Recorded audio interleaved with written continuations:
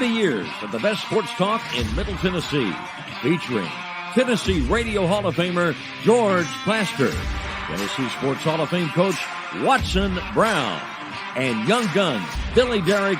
And now, here's your host, George Plaster.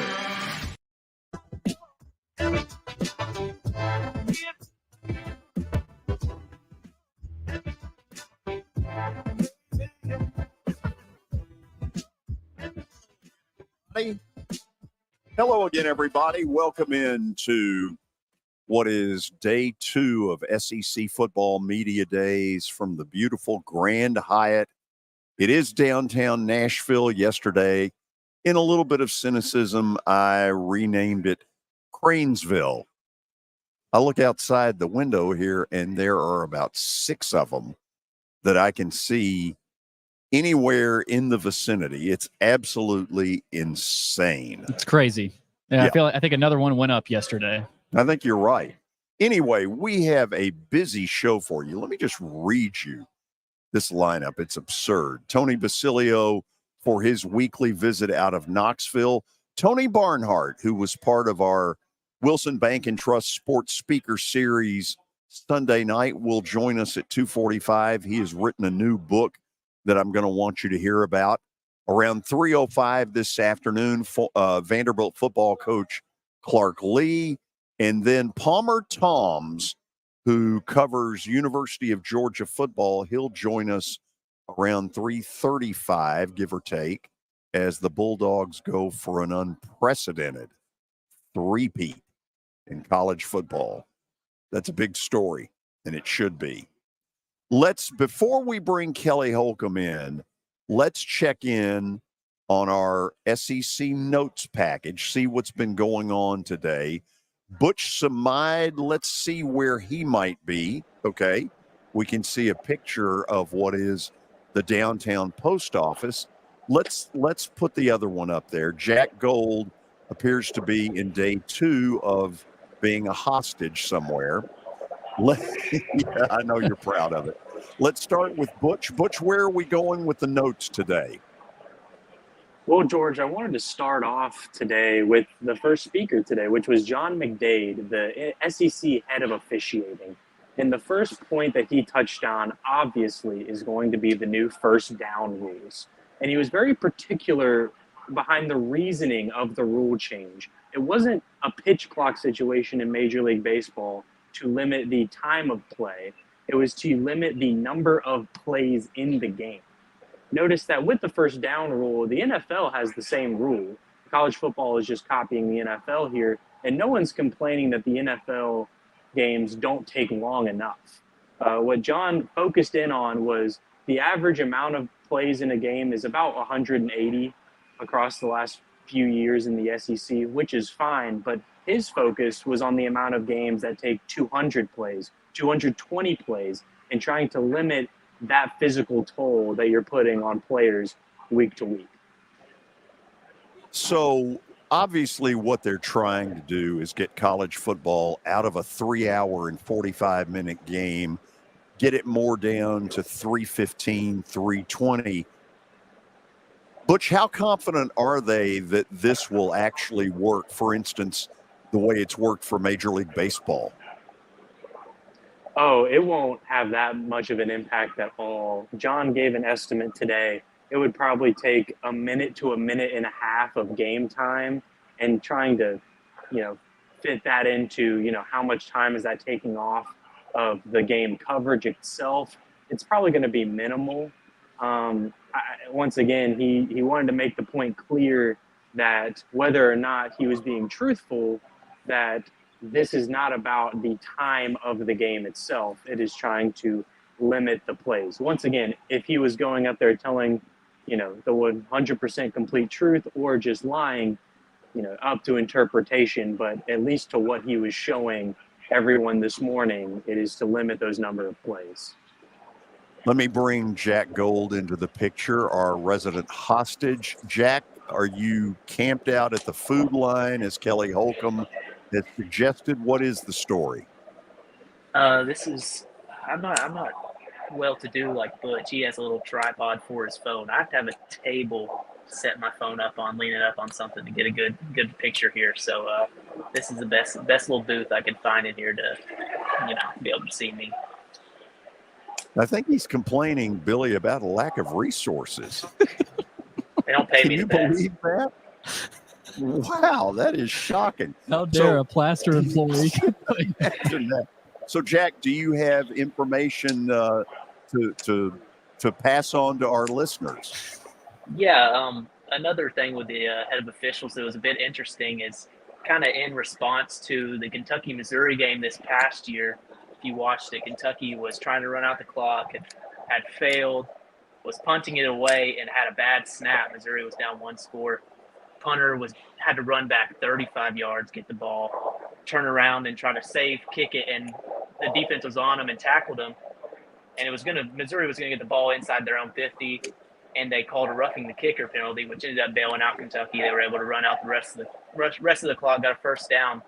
That rule has now been changed, and now punters, if they're displaced by 5 yards, no longer roughing the kicker applies, and that almost kills the rugby style punt. Those punters that run out and run around and kick it, they no longer have that protection anymore. Good. I'm just used to the normal punting. That whole You don't like the rugby? No, I was never into that at all. So let me bring both of them back up for just a second. You guys were in there with me when Hugh Freeze spoke a few minutes ago. There's some skepticism, obviously, based on how Freeze's tenure at Ole Miss ended. But, boy, he sure was optimistic, wasn't he? Yeah, and I'll take this from what I wrote down in my notes. Just Hugh Freeze up there seemed to have such little confidence. I remember Kirby Smart earlier this morning. He walked up to the podium, had a commanding tone in his voice, and it's easy to be more confident when you're the two-time reigning national champion looking to three-peat later this season. But Hugh Freeze during the question period multiple times was asked, what do you think about this team? Where does this team rank in the SEC? And his answer consistently was, I don't know. And I get it's hard being a first-year coach, but, you would like to have a little bit more uplifting words than, I don't know where we rank. I don't know how good we are. I don't know if we could, potentially make a New Year's Six or a playoff run. So obviously Hugh Freeze still gave some answers along the lines of, Auburn's a great brand. We improved Auburn over the spring. But my huge takeaway from that was, I don't know how hyped up you would be playing Auburn football right now. Yeah, Jack, anything else you want to share on that? Yeah, I totally agree with that. I did enjoy, even if it wasn't convincing, he said he saw Auburn in the quote upper echelon of the SEC in the near future. So I enjoyed coaches lying a little bit. Wow, Jack. Getting after it there. So our hostage, Jack Gold, in the middle, still in the same room.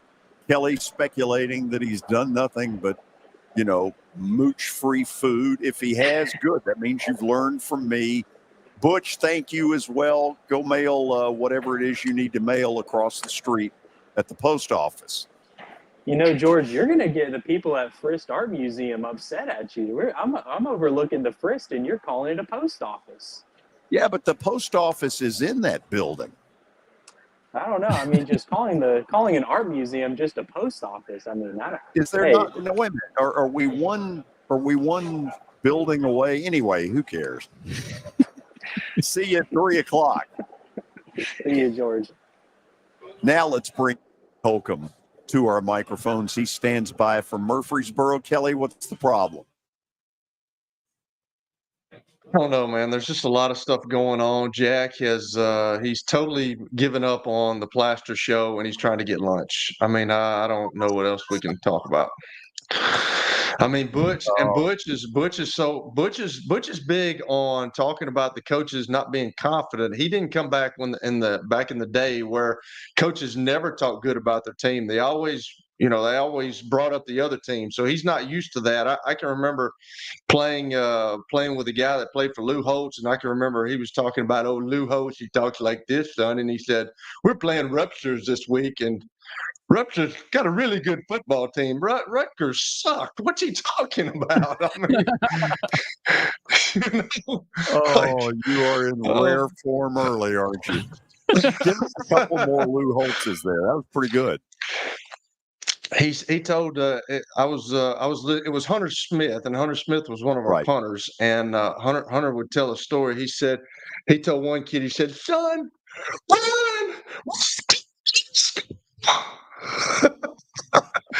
and he said another one, he'd be like, son, there's thousands of people that'll pay me thousands of dollars to come listen to me, and you listen for free. That's hilarious. Oh, my goodness. That might be his best impersonation. That's some good stuff. Do you have an update? I do, George. Thank you. Let's hear it. We got the SEC Media Days notes out of the way, and Pat Fitzgerald, we got more Northwestern stuff. So Pat Fitzgerald's defendant in the lawsuit filed by ex-Northwestern player. University President Michael Schill and AD Derek Gregg are listed as defendants in a lawsuit filed this morning by a former Northwestern player who said the program and its leaders were negligent in allowing hazing inside the team's locker room. This just keeps going. I mean, and it's going to for a while. Sadly, I mean, coaches were asked about it all day today, and a theme was sad. It's just, and so that's just a little update there, whether it's much of an update. So I'm going to overstate the obvious. Kelly, they're not going to the Rose Bowl this year.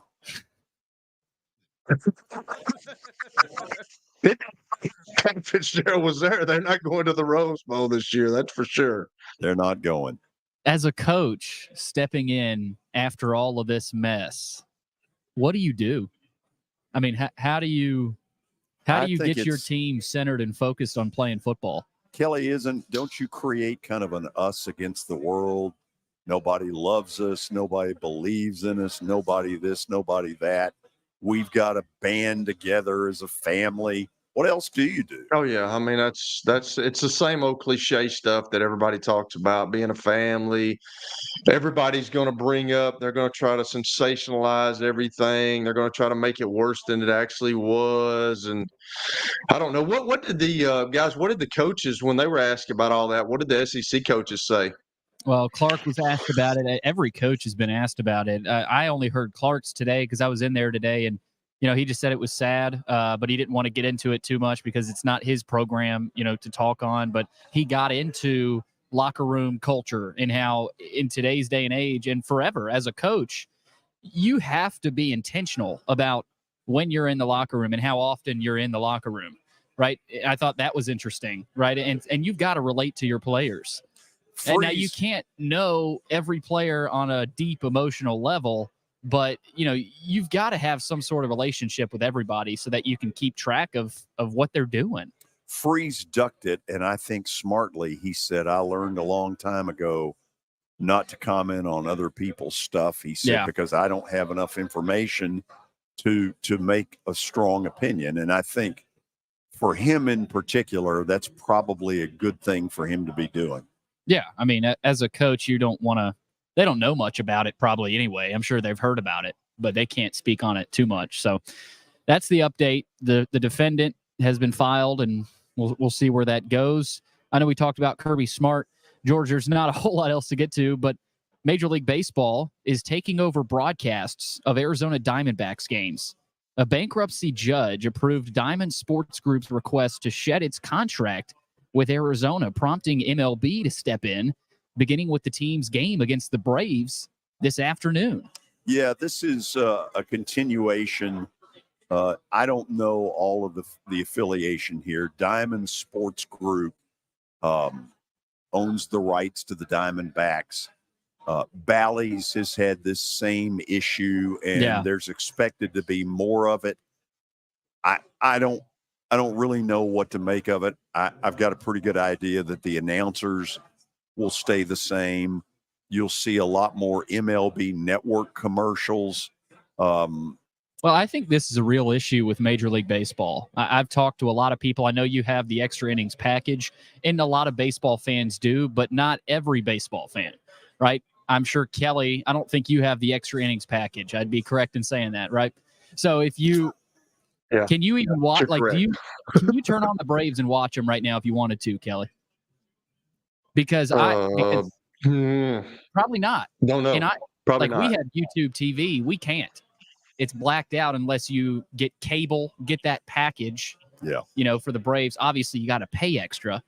But the MLB, there's something wrong with their model here, and the fans aren't happy. Something is broken about it, and in the off season, they're going to have to do some serious cleanup because this is not a good look. No, it's getting ridiculous. And I know the Diamondbacks aren't a huge market. I mean, Arizona is a decent market, but Atlanta, there's some people that I've talked to that would love to watch the Braves and they can't. Yeah. Right. So I think that was in the news earlier today. Other than that, George, that's pretty much it. Other than the media days notes. Yeah. Okay. Got a ton of things going on, as you can imagine. After the break, we'll go to Knoxville, our weekly visit with Knoxville sports talk show host Tony Basilio.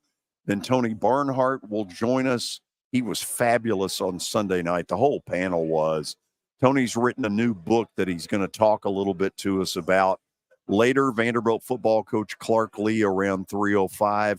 And then Palmer Thombs, who covers the University of Georgia, around 3:35. And we will ask the question. As Hugh Freeze walks behind George right now. Well, isn't that special?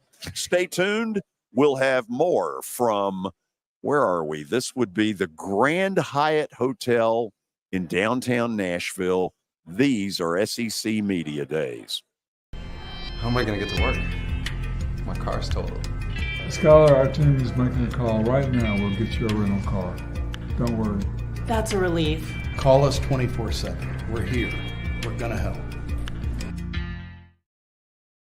As a lot of you know, our show is now more than a year old, and that's a great testimony to some of the viewership that we have had from you all. So a big thank you right there. If you're new to all of this and you're wondering, how do we see the show? Here's some of the ways. Of course, you can watch it live 2 to 4 p.m. Monday through Friday. And the three biggest ways are Twitter, Facebook, and YouTube. Now, if you're working or can't watch the show live, you know what? All this stuff is archived in podcast form through two different ways. Apple, Spotify, that's the way you do it. You can go Apple Podcast or Spotify, and you're probably sitting there saying, George, you don't know what any of these mean. Well, I'm learning. I can at least spit it out now. Hope that you will continue to enjoy our show, because as football season revs up, we've got some great things planned. Thanks for being with us. Year number 2 of the Plaster and Friends Celebrity Bowling Night was awesome. And the reason is really simple. I chose Strike and Spare, and they were amazing. They have great food, great bowling, and a staff that is truly ready to go the extra mile to help you. They have 5 family fun centers in the area to choose from. And for more info, go to strikeandspare.com or call them at 615-824-5685. You can't see the sights without the sounds. From the crack of the bat to the roar of the crowd and everything in between, discover what Hit City has to offer. Spend your nights cheering on the Nashville Sounds at First Horizon Park with giveaways, fireworks shows, theme weekends, and more. Single game tickets are on sale now. Visit NashvilleSounds.com to claim your seat today.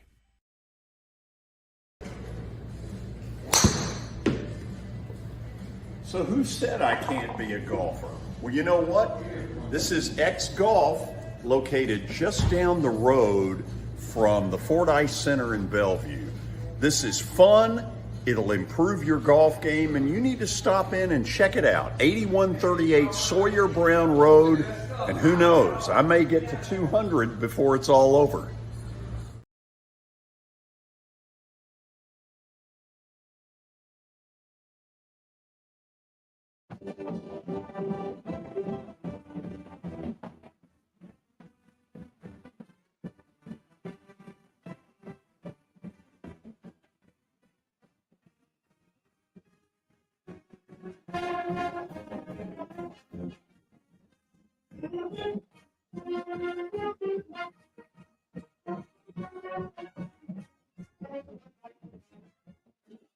We welcome all of you back. SEC Football Media Days, day 2 from the Grand Hyatt in downtown Nashville, but we shift gears and head east to Knoxville, Tennessee for our weekly visit with Tony Basilio. I saw you playing the guitar earlier, so I know you're ready and raring to go. Fired up, man. I'm working on Led Zeppelin, Ramble On. I'm learning the melody. I've been assigned that by my group, so. Can you play Rocky Top? I mean, I could, but I don't have the core. I'm not prepared to do that right now. I got you.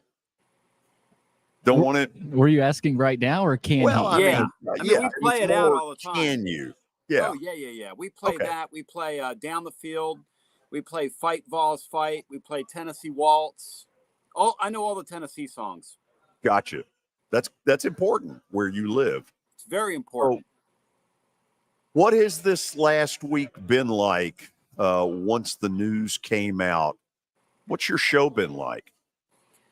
It's been pretty interesting. You know, I was on the air Friday when the news broke, George, and it was weird because the phones really didn't ring like you would think. And you've done this a long time. And some days you think the phone's going to ring off the hook, and they don't. And some days you don't think the phone will ring at all, and they're, it doesn't mean people aren't listening.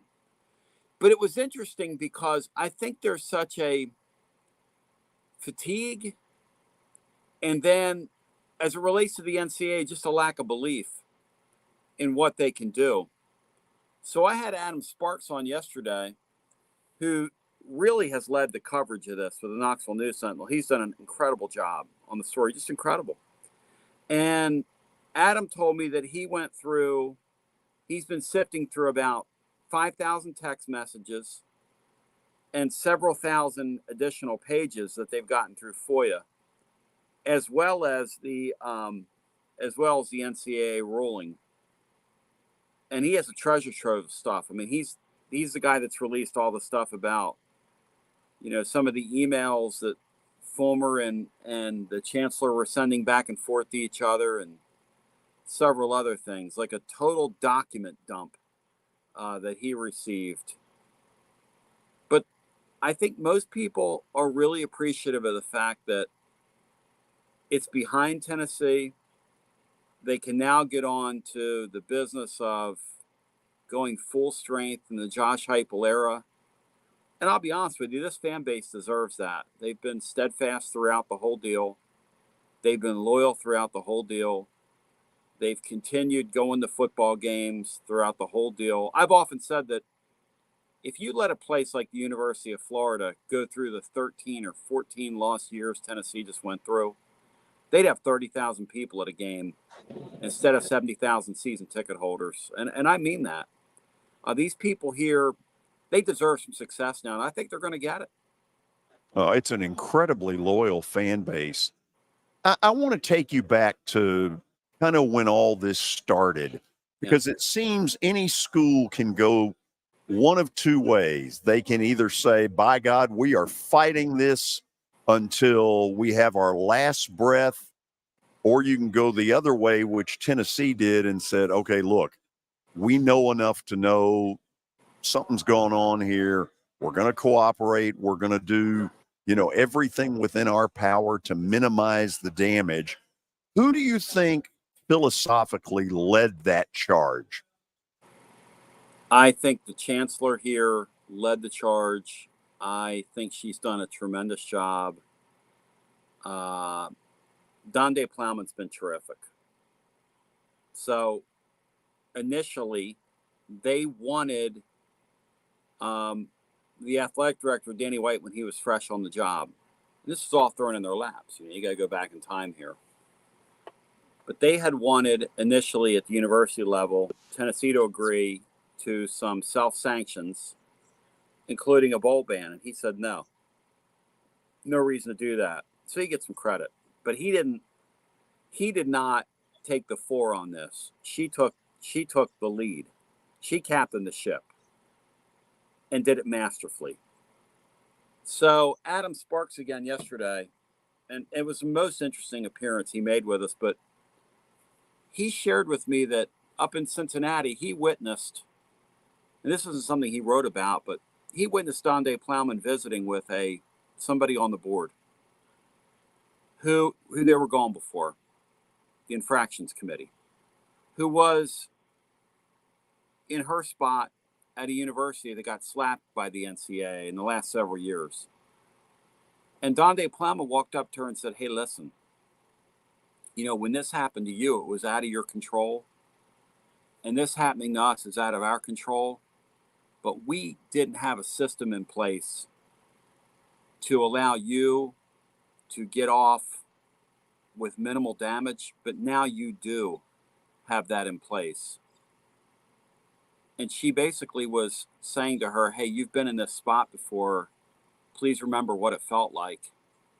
And she worked that committee. But not only did they work the committee, Adam let me in on something, George, which is really interesting. So Tennessee appealed to the Attorney General of the state of Tennessee, who wrote a rather strong letter saying, look, if you knock these people out of a postseason berth, either this year or next year, because they have a chart. The chart says if you commit the number of violations that Tennessee committed, minimum 1 year ban, probably 2 postseason, which would have knocked Tennessee out of a playoff berth next year.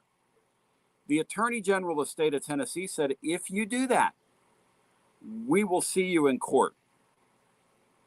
And he meant it. Now, Adam told me that when the time came, and this is an interesting designation, George, to kind of wrap your brain around. This is an interesting little tidbit here. He said that when they did that, the word was that the NCAA had already closed the file of Tennessee they were going to hand to the committee. They allowed Tennessee a special dispensation to allow that to be put in the file. They wanted the committee to see, the NCAA did, that Tennessee was willing to see them in court. They chose to put that in that file. And some people around it feel like that was the impetus whereby they decided, you know what, you fell on your sword. You have already docked yourself 16 scholarships. So we're going to tack on an $8 million fine. We're going to tack on 10 more scholarships, and we're going to call it a day. And that's what they did. And I don't think the NCAA, George, at this point in time, has any guts for ending up in a court of law. I don't think they have the courage for it these days. Well, they haven't won since, they haven't won in court since the Peloponnesian War. Peloponnesian War. So whatever it was, you're mixing whatever that word is, they haven't been very good in court for a while. And, Tony, about the only thing they have to hang their hat on anymore is that they run the NCAA tournament. And I don't mean to be ugly about this, but it's virtually impossible to screw that up. It'd be like what I said Sunday. I had a panel, any moron could have done that hour and 45 minutes. I happen to be the moron that did. But if you have good enough stuff, you can't screw it up. That's right. And from the NCAA, what's interesting is their enforcement end hasn't caught up to the chart. The chart they're following, George, or they want these committees to follow, is the chart of 5 years ago, which I didn't realize. And I don't know that Tennessee really knew that, but they had to make up their own punishment for Tennessee because this is really one of the first cases in the new, what they're calling the new Constitution era. And it broke the heart of some national media people who really wanted to see Tennessee get punished. But Tennessee got a slap on the wrist.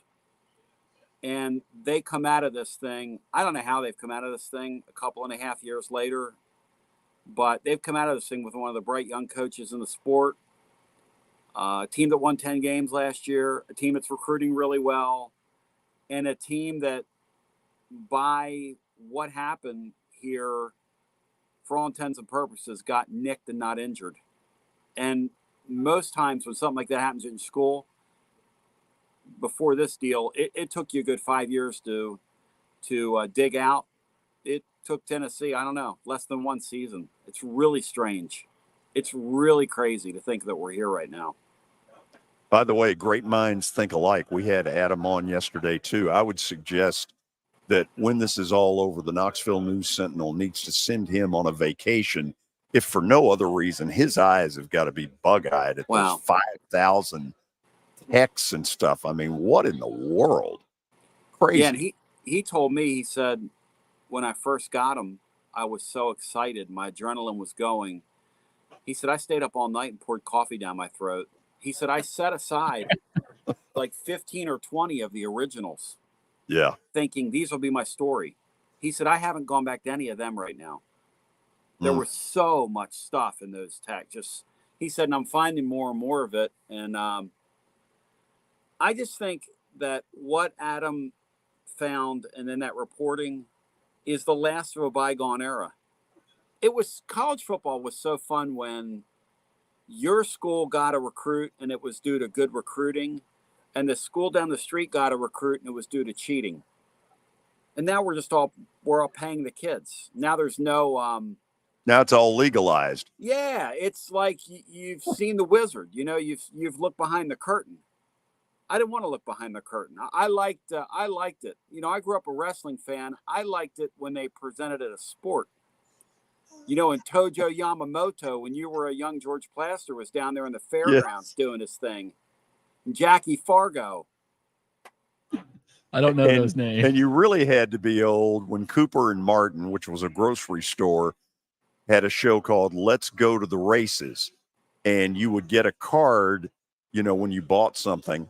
And the guy told me as an 8-year-old, he said, there's not one winning ticket in this entire box. I remember that. You watched the recorded races like on a Friday night, right? Yes. Jack Dries was the announcer. And it really hurt. It hurt to know that it was rigged. Kelly, normally you could take this as long as you want, but we got to be out by about 2:41. So look at the clock. Do your best. The big hand is for the hour. The little God. Here we go, George. He has none, and I like Tony better now that he said he was a wrestling fan, because on Sundays I stay and watch A&E, and we're watching all those things about the WWE, and they're trying to find their treasures. That's pretty good stuff, Tony. Pretty good stuff. I love old school wrestling. I often think how much fun it would have been to be back in the 50s and 60s when it was presented as real, even the early 70s, and watch those people and just watch the fans. I went and I bought, this is off the beaten path, obviously, but I bought a car for my daughter. She bought it, actually, but I found it in Memphis. And this guy was a wrestler back in the day, and he knew Jerry Lawler. And I did not know that Jerry Lawler was a huge Cleveland Brown fan. And he told him that I was coming to town, but Jerry Lawler was out of town. He was like, dang, I wish I'd have met Kelly. So that was pretty cool for me. I did not know he was a Cleveland Brown fan, and he knew Kelly Holcomb. That was really awesome for me. That's pretty small worldy right there. I'll tell him it's overrated. I agree, it is overrated. So when we're talking about this stuff about my friend Jeremy, you know, George told me to weigh in if I wanted to or not, but I gotta ask this.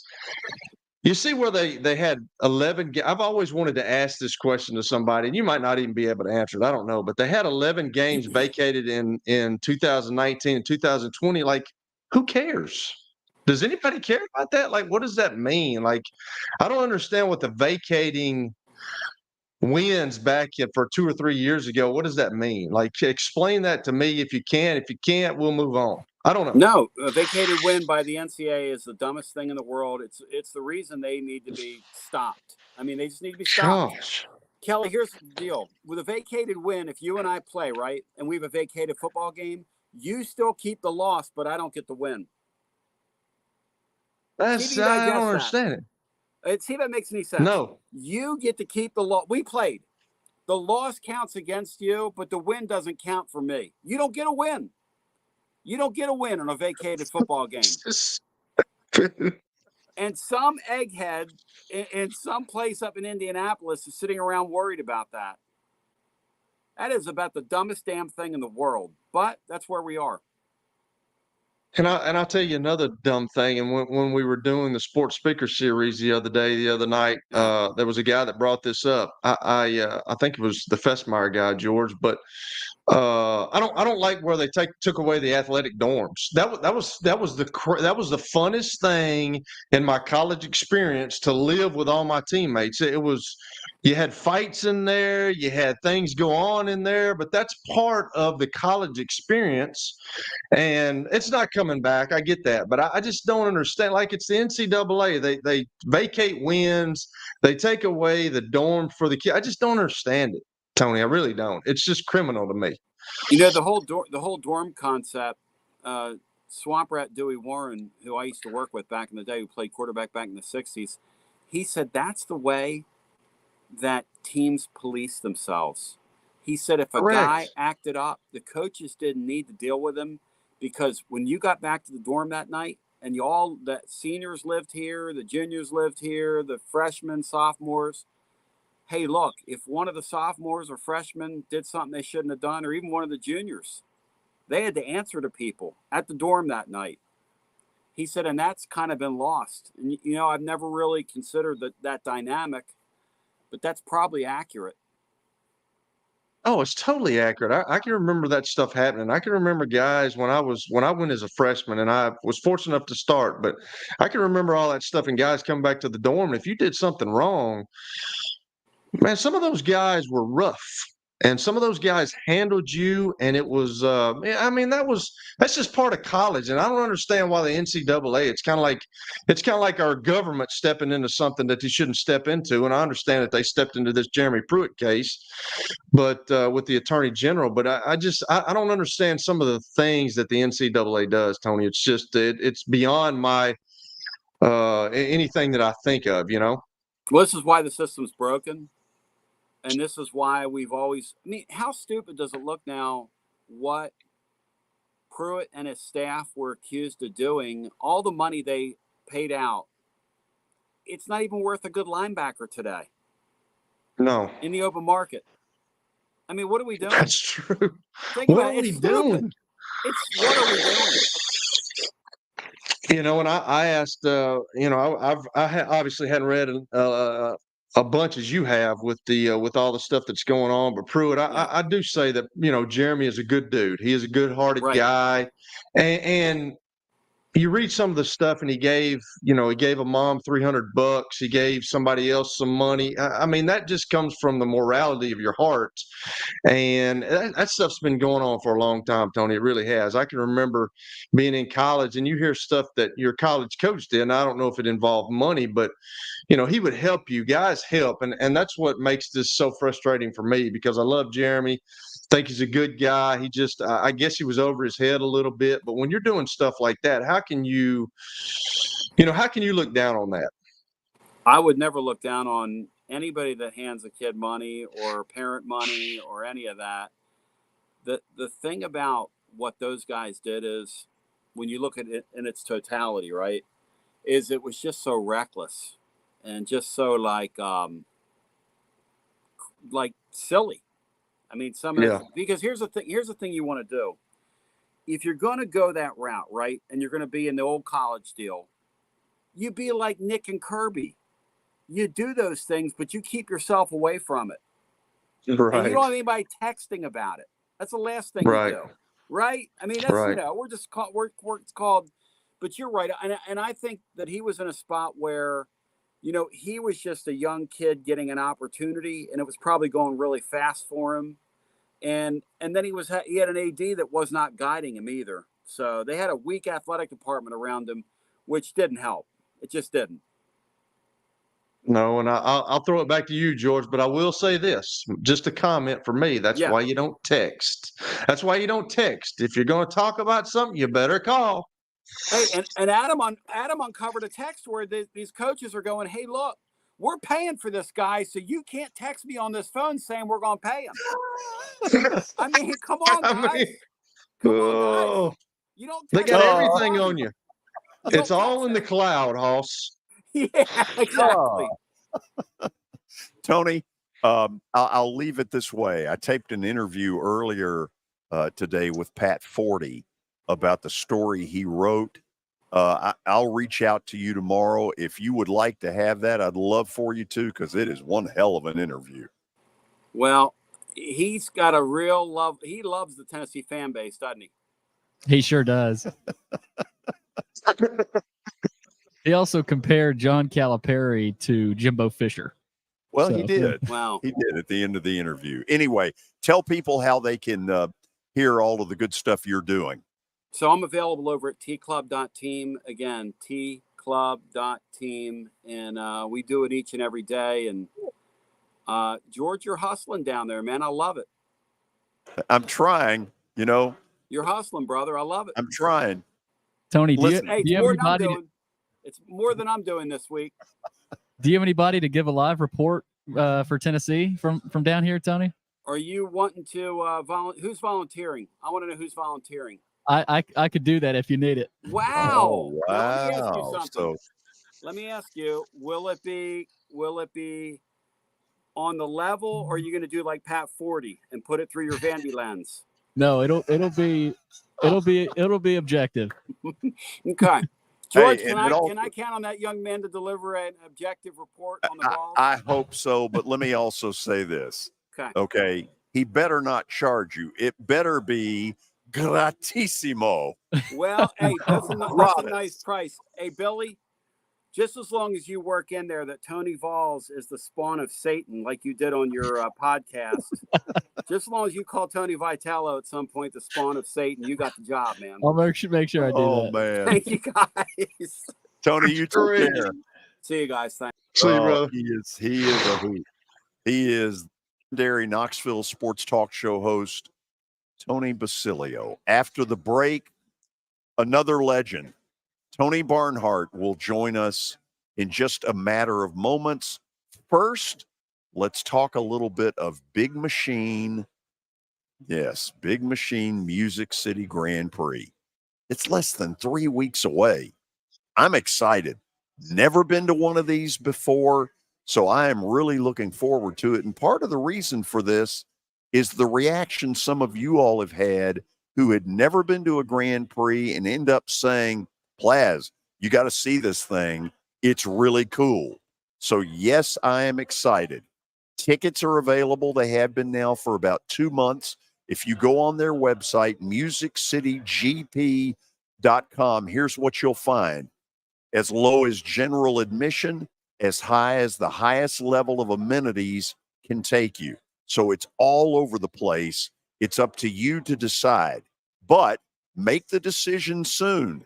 We're less than 3 weeks away, and it's going to be really good. Speaking of good, Tony Barnhart's in the On Deck Circle. He will join us next. As the trusted premier custom home builder in Middle Tennessee, Donnelly Timmons has over 20 years of experience in the industry. Whether you're looking to build your dream home or renovate your current home, their team will ensure that every client and every remodel is unique, luxurious, and completed on time within budget. Founders Dustin Timmons and Joey Donnelly have over 25 years of construction experience in the Nashville area. Together, they have completed projects in Forest Hills, Oak Hill, Green Hills, Franklin, and Brentwood. Dustin and Joey believe that communication is the most important aspect of all construction projects. Therefore, they personally manage each project themselves and are involved in job site activities on a daily basis. Their commitment to quality and integrity has earned them an outstanding reputation among their clients. Contact them to set an appointment for a free consultation or to view some of their completed projects. Give them a call at 615-456-7983 or log on to DonleyTimmons.com. For over 35 years, Wilson Bank & Trust has been committed to providing customized banking solutions to help individuals, families, and businesses in Tennessee achieve their goals. As your full-service community bank, we are proud to offer loans with competitive rates, local decision-making, and fast, friendly service from our experienced lenders. No matter where you are on your financial journey, Wilson Bank & Trust is ready to help you take the next step. Visit your nearest Wilson Bank & Trust office or online at wilsonbank.com to get started today. Member FDIC, Equal Housing Lender. Family owned and operated for more than 2 decades, Alaco Fine Wood Floors is Nashville and Middle Tennessee's choice for premium quality hardwood floors. Since 1995, Jimmy Alaco and his army of employees have embodied the approach of taking pride in one's craft and providing superior customer service, growing from a one-man shop to a team of 23 professionals who share the founder's passion for quality craftsmanship and customer satisfaction. If you are interested in contacting them, you can find their headquarters at 2505 Winford Avenue in Berry Hill, or give them a call at 615-356-0303. Again, that's 615-356-0303, or log on to alacofinewoodfloors.com. Alaco Fine Wood Floors, serving Middle Tennessee's hardwood flooring needs since 1995. At Baird, we have a different slant on global financial advice. That global capabilities mean nothing without personal attention. We have investor relationships in 35 countries and market expertise in over 40 industry verticals, all to help make the most important investment connections of all, yours. Global financial advice with a client-first approach. It's the shape of things to come. Discover the Baird difference at BairdDifference.com.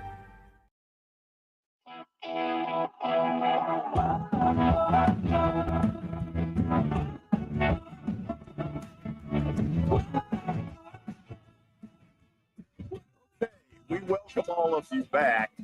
Over the last 2 or 3 weeks, as I had been plugging the panel discussion that we were going to have Sunday night, I would refer to Tony Barnhart as the foremost authority in Southern college football. And that was not me throwing a load of bull. That's how I feel about him. And man, he was part of a panel Sunday night. You all are going to see in about a week all of what went on in that hour and 45 minutes. If you love college football, you will love that show. Thank you for doing it. George, we had a great time sitting there with Coach Cutcliffe and Watson Brown, who guys I've known for a long time. So we all know each other well, had fun with it. Had Coach Fulmer on by Zoom, and it was just a blast. What a great turnout. Oh, my it goodness. was awesome. Wow. It was awesome. So I'm going to show you all. Tony has written a book. David Cutcliffe paid it an unbelievable compliment. He said, this is what we ought to celebrate about football. I'm going to show you all, and hopefully you can see this, called The 19 of Green. Okay, you can see there, by the way, blocking me looks really good in this. This is the best picture we've had in 2 days. So lay it out there. What is this? The 19 of Green. Now, let's start with in the fall of 1970, roughly a million years ago, I was a senior at Greene County High School in Greensboro, Georgia. It's about exactly halfway between Atlanta and Augusta just off of I-20, the Lake Oconee area. In the fall of 1970, the courts told the state of Georgia, you will fully integrate the schools. You've been dragging this around for 15 years. You will integrate the schools. So we had a white school in white high school in Greene County. We had a black school in Greene County, and the schools were going to merge and the football teams were going to merge. And we're thinking, man, this is going to be great. We're going to have like 50 or 60 guys with two. When spring practice ended from the two schools, we had 19 players, 7 white, 7 black, 12 white. And that's what we went to. That's what we went into the season with. And we won 7 out of our last 8 games and played for a division championship or a region championship. But the story of the book, the 19 of Green, is obviously for 19 players we had in Greene County High School. But that's not the story of the 19 of Green. The story is the fact that 52 years, there's a guy right here, George, number 11, named Charles Turner, who came over from the black school. And we had the first day of spring practice, I asked one of my teammates, when did you know that Charles Turner was going to be our quarterback? I said, the day he got off the bus. Okay. It was obvious that Charles was going to be our quarterback. He was the only guy in this group that went on to play college football at Clark Atlanta University, Clark College. And he is in 4 different halls of fame. He got a tryout with the Dallas Cowboys, and he said, it was a tremendous thrill. I was they moved him to wide receiver, and he said, but I couldn't beat Mel Renfro. I said, Charles, nobody could beat Mel. That's right. But he's had a tremendous career, and he and I, 52 years after we played our last game together back in February, we went back to Greene County High School, took a photographer with us as we roamed around the field and did all of that. But the fact that he and I we've been friends for 52 years, that's what the book's all about. It's certainly not the first book you have written. My favorite being the deal on Munson, Young Plaster. That's right. So what gave you the inspiration to do this? My mother had saved a bunch of old photos from, me and my brother, Boy Scouts, Little League, all this kind of stuff. And she said, I'm giving this to you because I'm not going to keep up with it anymore. And I'm going through the pictures, and the picture that you see on the cover that was taken in for the yearbook. That picture is in the yearbook, my class of 1971. And I looked at the photo and I said, I wonder what all these guys are doing now. And I'd kept up with some of them, like Charles and stuff like that. And so I called Charles and I said, let's have lunch. So we met in Athens, where he lived, and we had lunch. And I told him, I said, I want to find all the guys. I'm going to need your help to do it. I want to find all the guys. I want to interview every guy that's still living on the team. 15 of us are still alive. I want to interview every guy, every living coach, some of the faculty members and stuff like that. And I want to turn it into a book. And Charles was so excited about it. We were so excited. We started calling our teammates at lunch and said, hey guys, this is what we're going to do. This is what we're doing. This is what we're doing. And they said, absolutely, let's go. I said, Charles, I'm going to need your help tracking guys down. And he was a tremendous help. And he wrote the foreword for the book. Bill Curry wrote the prologue. And it was, George, not many of us get a chance to sort of relive parts of our life like that. Yeah. And I had a chance just to go back. It's the ultimate trip down memory lane to do that and to speak to all the folks that were a part of it and what it meant to my high school. What did you learn that surprised you the most?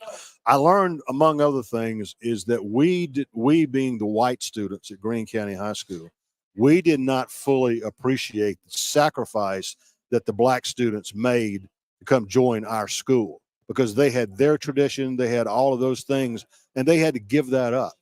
And that just could not have been easy for them. And I don't think when we were going through it, of course, when you're young, you don't think about stuff like that. You're just saying, hey, you're playing football. I'm playing football. How many football games are we going to win? So as I went back and I interviewed some other classmates, not black classmates who were not football players, and yeah, they said, it was really, really tough. But what the football team did, as in Remember the Titans, it rallied the community. And it was just a very, very special as only moment. High school football can. That's right. Exactly. Kelly Holcomb was in the audience Sunday and is part of our show, and he's going to join us here. Kelly, if you've got time, get 1 or 2 questions in for Tony. You've heard where we've gone with it. He's on a short time leash. I know that. He's done about 50 of these. Well, I'm sure he's a popular guy. Well, he kind of just answered my question because I was going to ask him about, everybody's seen Remember the Titans and the transition that those guys had to make. I was going to ask about the same thing that you had to go through with the black players. I mean, was there a big transition, and how long did it take you to come together as a team? Well, it was amazing. Before the black players came to they were bussed over from Corey High School because it's still the spring. We haven't started school yet. And our Coach Veazey, brought us together. They said, men, two things. Number one, these young men are just like you. They've got families who love them, and they want to be a part of a football team. Number two, and remember this, there will be no conflict. Do you understand me? Yes, sir. Do you understand me? Yes, sir. Yes, sir. Yes, sir. We had a couple of scraps. Guy Crutchfield and Edward Stapleton got after it one time, and that lasted about 30 seconds. And but the adjustment, because we had to turn right around and say, we only got 19 guys. We got to get to work here to play this season. And so we bonded right away. We lost our first 2 games, then won 7 out of our last 8 and played for a championship. So it was special. Kelly, anything else on your end?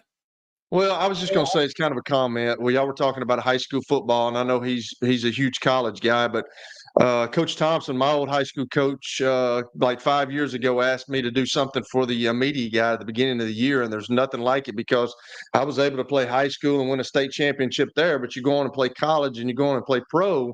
But I don't remember a lot of those guys. I remembered every guy on my state championship team. So that's how important high school football is.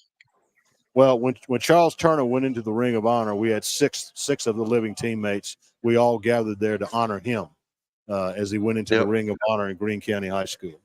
When does the book come out? The book comes out on October 15th, published by the University of Georgia Press. First time I've worked with an academic publisher, and let me tell you what, they are, what's the word? Thorough. They are thorough. Okay. I had 4 different people read this book. They have and I have no idea who they are. They said, you'll never know who they are because they're going to read your book and they're going to give you a brutally honest critique of it. And it was, most of the people liked it. One guy didn't like it very much, but fortunately we managed to work around that. To hell with him. Well, I'm going to read this.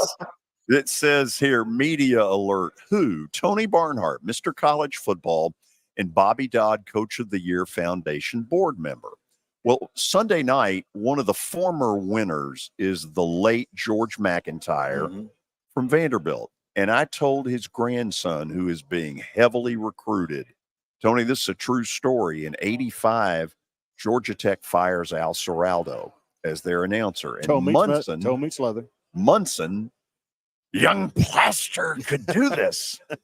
And, I'm in the group that gets interviewed. I don't get the job. I'm like 25 and I'm devastated. And I'm sitting there like I'm qualified at 25. It's ridiculous. The next year to start the season, Coach McIntyre senses my attitude's not real good. I'm going back as a sideline guy. I've almost been a play-by-play guy. And he calls me aside 30 minutes before the first game. He says, come here. He goes, be patient. Your time is coming. That's a Bobby Dodd National Coach of the Year winner. Absolutely. Absolutely. Well, I am very pleased to be on the Dodd Trophy board of directors, and it's really a neat thing. And the Bobby Dodd Coach of the Year, the Dodd Trophy is different than other Coach of the Year awards. You always have to win. You always have to win games. But Coach Dodd believed in scholarship, leadership, integrity. Those are the 3 pillars he built his program around. Willie Fritz was our winner last year. You remember what happened to Coach Fritz and how they finished and beaten USC in the Cotton Bowl. And what we do for the Dodd Trophy is we go to campus and we have an event and we honor the coach on his campus where his coaches can be there, his family can be there. And we went to New Orleans, the board did, and they picked us up and they took us to campus, and we were having at the Tulane Stadium. And when we got there, the entire Tulane football team wearing their jerseys were there to greet us and escort us around the campus. Pretty cool. That was pretty cool. Yeah. But that's Willie Fritz. That's the kind of guy that the Bobby Dodd represents so well. About a week before this comes out, I'm going to call you to come back on and plug this sucker. Be happy to. Because you did me one of the all-time solids to be a part of a great panel. Well, Not a good panel. That was a damn good panel. Well, and when it's going to air? We're going to run kind of cut it in two. Okay. We're going to me with y'all as one day, and then the questions out of the audience, which I thought were really good. Yep. Very good. Really good. You are the best. Thank you, my friend. It's always good to be here. Thank you for doing this. Did we get you out in time? I'll have to ask Matt. I just go where Matt tells me to go. So to hell with Matt. Let's keep him on here for a while. Tony Barnhart is truly what I said he was, and that is the foremost authority in Southern college football. We'll go to the break, and then we'll get SEC Media Day notes, and then we'll hear from Vanderbilt coach Clark Lee. We got a lot more coming, so please stick around. Hey, thank you for meeting with me today. The insurance company has made an offer. Already? Wow. They've offered you the entire policy. Thank you, Blair. You're so welcome.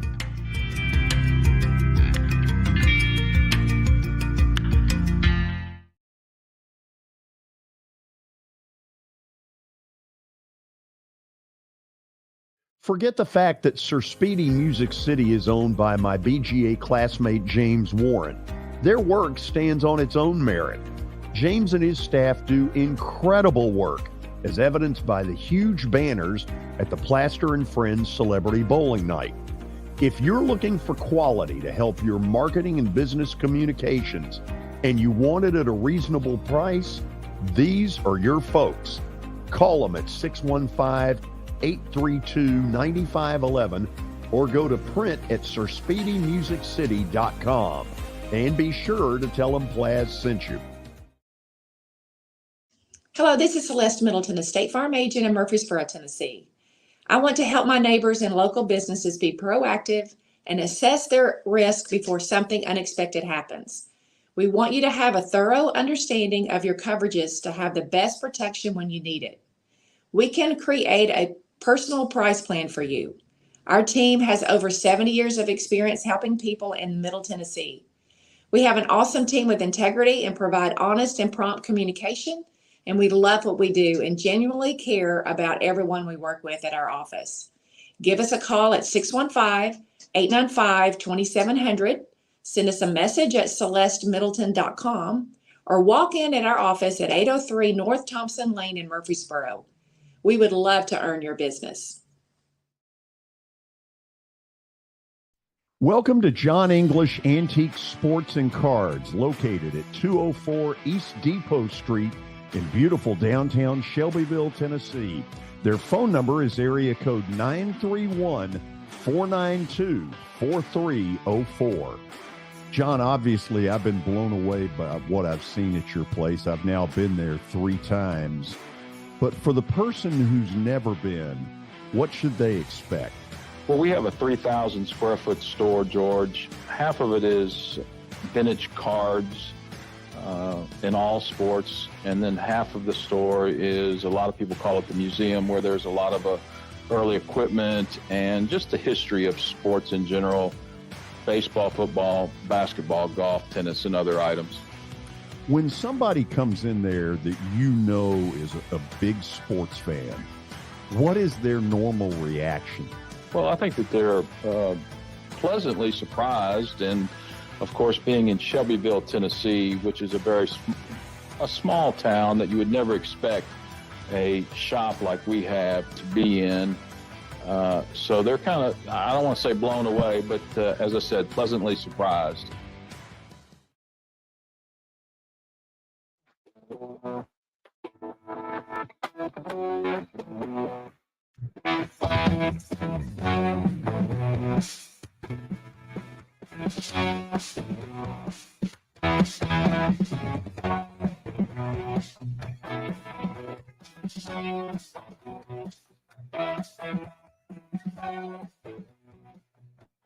Welcome back into the George Plaster Show. It's now time for Stat of the Day, live from the Grand Hyatt Hotel in Nashville from SEC Media Days.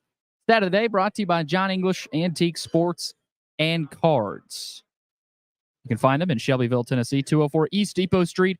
They're open during the week, Tuesday through Friday from noon to 5, and Saturdays from 10 a.m. to 5. Give them a call at 931-492-4304. All right, let's see what we've got today for Stat of the Day. There's Jack. Hold off on Jack for a second.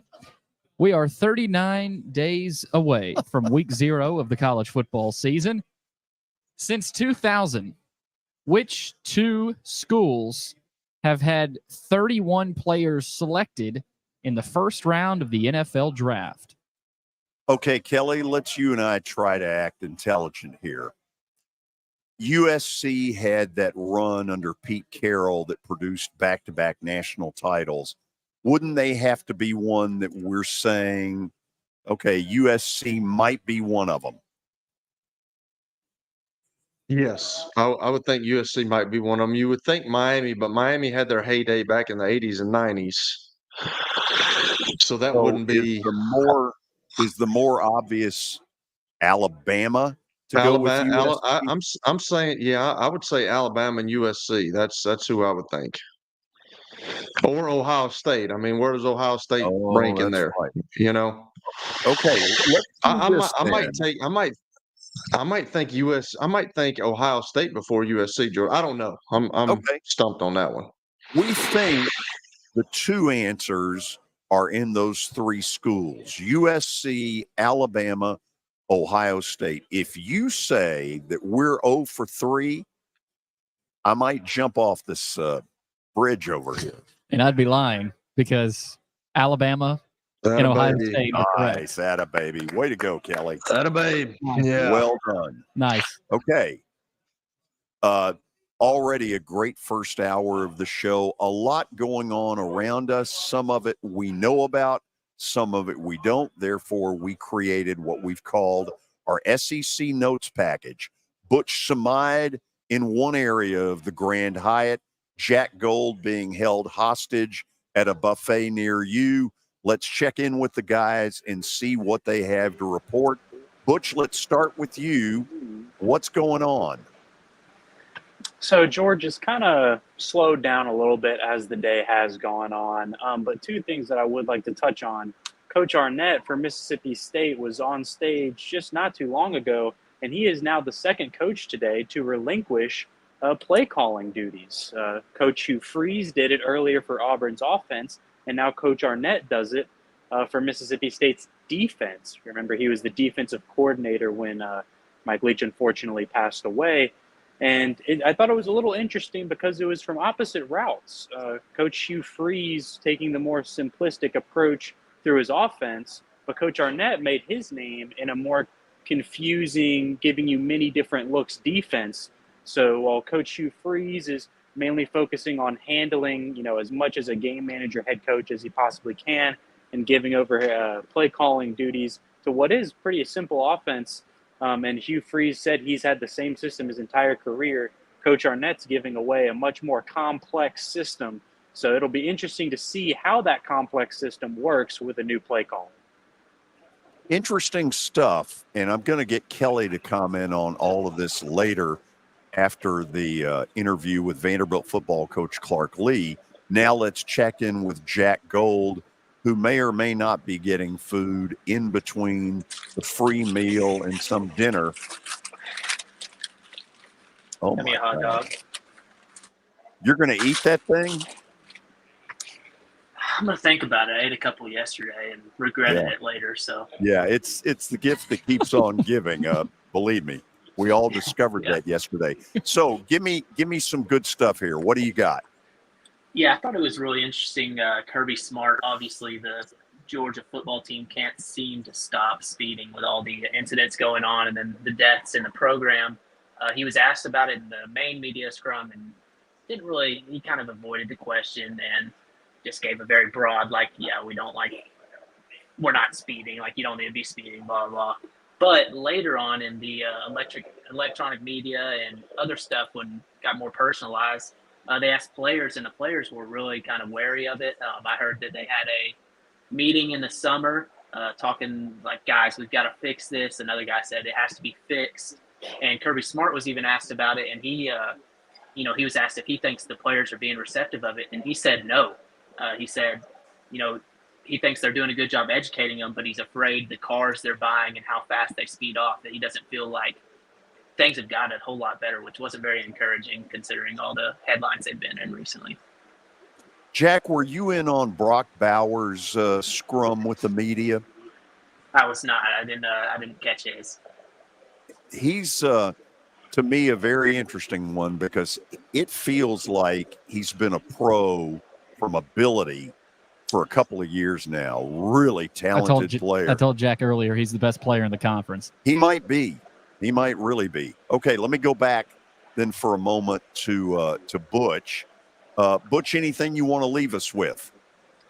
Yeah, while we're on kind of the strain of Georgia here, I just want to touch on kind of Kirby Smart's opening comments before he got to the main media questions. And in a college football world that seems so divided in terms of NIL regulations, transfer portal, players leaving and coming all at once, Kirby Smart laid out, his COVID year, and 17 of the 20 kids they recruited that class has stayed with Georgia. And, Coach Smart went on to say it's retention. Retention is the reason why Georgia has been so good. And to have a class that wasn't even able to take official visits be with Georgia this whole time, Brock Bowers being a part of that class, I believe 2 out of the 3 players Georgia brought in today were from that class. I just think it's so interesting that, like I said, when the college football world cannot be more split on so many different issues, Georgia, who's at the forefront of every poll, is going to be the national title favorite this year, probably might even be the title favorite the next couple years, to have their main message be retention and keeping as many players in as they can really just speaks to how successful they've been and what kind of program they have. Good stuff. Let me go back to Jack real quickly. Jack, you get the final word or the final hot dog. Which one is it? I've got nothing else other than Billy, what do you want? Billy asked me to get him a snack. Yeah, I mean, I guess the hot dog. Well, it is. If that's the only option. Yeah, let's get Kelly's reaction to all that. Jack, thank you. That was very incriminating evidence that you've given us. Kelly, your reaction. I mean, what are we here for? Is this Hell's Kitchen with? I mean, what are we doing? Like, I don't understand what we got going on here. Billy, get food on your own time. I mean, Jack, get food on your own time. Be professional, dude. We don't care about the Milky Ways. They're giving out free stuff. I got to take advantage. Oh, yeah. I mean, good gracious. Well. Apparently, I've taught you well. Okay, with all of this as a backdrop, not a very pretty backdrop. Billy will get a chance to get in some extra food because we taped an interview earlier with Vanderbilt football coach Clark Lee. Here is that piece. On the contract extension, how did all this sort of start? Well, thanks. I first of all, I'm humbled by the show of support from Chancellor Diermeyer and Candace Lee. I think it's a great thing for us. It's a great foundation for us to continue building on the journey and all the progress that's being made on facilities. We get excited about what this program is going to look like over time, and I'm glad to know that I'm going to be a part of it. It's a big deal for us in recruiting. It's a big message to be sent. I can talk all I want about this being home and the fact that I love the job I have, but there's always going to be skeptical people because head coaches move a lot, and this contract kind of puts all that conversation to rest to say, hey, this is where I want to be. As far as the conversations that happened around leading to the extension, what I believe about the support and the vision is that Chancellor and Candace both see the progress being made. They see the progress off the field, the progress on the field. They're behind our efforts, and again, the extension's a great reward, but it's not an arrival. It's the beginning of the next part of our journey, and there's a great responsibility that comes with it too. So as much as I've enjoyed celebrating that today and really enjoyed talking about it, how quickly can I shift my attention to the work that needs to be done? So a year ago, you had, I guess I'll call it a breakthrough. You go to Kentucky and win. You come home and rip into Florida pretty good. And about the time you want to be able to say, man, we're headed up, then there's Tennessee. Yeah. How hard was that to have to deal with, given that you want to see this rainbow start and then it kind of got doused a little? Well, success and progress is rarely linear. So, you're gonna deal with the ups and downs. And I was very proud of the fact that our team stayed in the fight through the course of the season. I thought there was real character being developed there internally. I felt like, we had some situations early in the season where we found success. And then we had some where we failed to break through when we could have. And so to see them stay in the fight after a tough loss against Missouri, a tough loss against South Carolina, to go up to Kentucky and win a game where I felt like we physically were the better team that day. That was exciting. To double down on that with Florida showed a level of focus and consistency. But when you're playing the top end of this league, you can't afford to make mistakes. And the Tennessee game, we couldn't get the ball moving on offense. We faltered early on defense, but I felt like we settled in the first half. And then in the second half, there were 3 consecutive possessions where they had the ball at midfield, and they just broke it open. And it was so frustrating. And I know our team was frustrated, but it's also where we are, and so we can't hope our way into being further along. We gotta shift focus back to the work and plot our course. And this Team 3, this iteration of Vanderbilt football, will be better for that experience, both the good and having the breakthrough moments and the challenging where we didn't finish how we wanted to. But I think that last year's team being in position to fight for a bowl game there at the end of the season was a step in the right direction. You and your staff have worked tirelessly on recruiting, and let's face it, that's where this starts to get better. As you start year 3, how much better is the talent level than when you got here? Well, listen, we have confidence in it. I mean, obviously we've selected, now a majority of our team into the program. And what happens is we're not just selecting in the player, we're selecting in the person that will develop through our systems. And so that first team, I got to know all those guys like January 20th, and we set off on a course, and we started at the most fundamental. I think the first week we did in the winter workouts, we did the warm up in the stadium. We didn't try to advance quickly just because we understood the level of work that needed to be done. So that first team was important because it did set a foundation, but those guys weren't able to be immersed in our systems for development over time. Those that have stayed in the program since that point have made incredible strides. And so you're seeing the two things. One is, again, the recruiting of talent. The other is the development of talent. And those two things are critical to our long-term success and sustained success. And so, again, for us, we recruit the raw material. It's length and speed and frames that we can build out. And then we take the time to invest in each player so that they grow into elite level players in the SEC. And, we're now 3 years or 2.5 years into that. And we feel like we are fielding a more capable team. And that's exciting. Never to me in college football has the quarterback been more important than he is today. I don't know when that started to change, where you better have a really good one.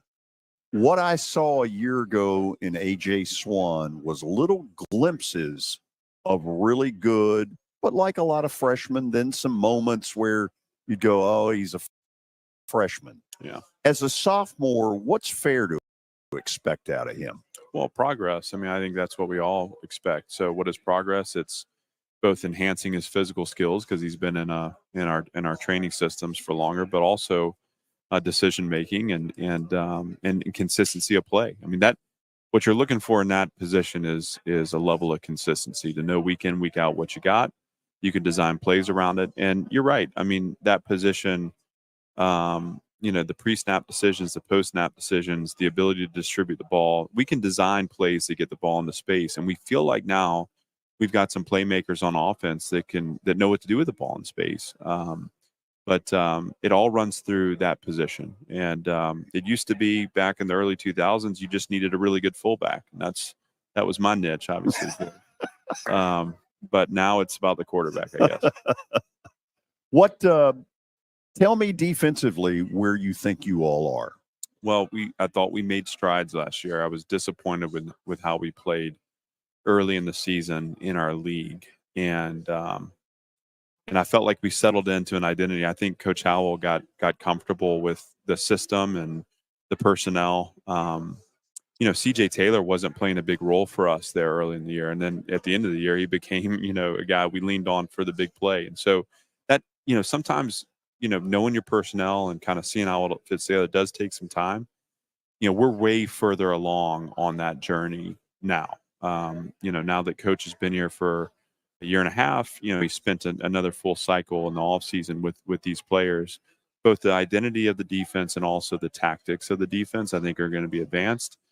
It's still, to me, and as a defensive coach, I mean, it still comes down to do you have 11 guys that are playing within the structure, snap in, snap out, and are they playing with effort? And then how have you designed to make the offense play left-handed? We'll still have to execute on those little nuances as the season gets going, but both the return of people and then the advancement in our systems, I think, is going to put a better defense on the field, and I'm excited to watch those guys get after it. I thought they had a nice spring, and we've got some great leadership on that side of the ball too. You brought up Taylor, and it was really pretty remarkable from down here to up here. How does that happen?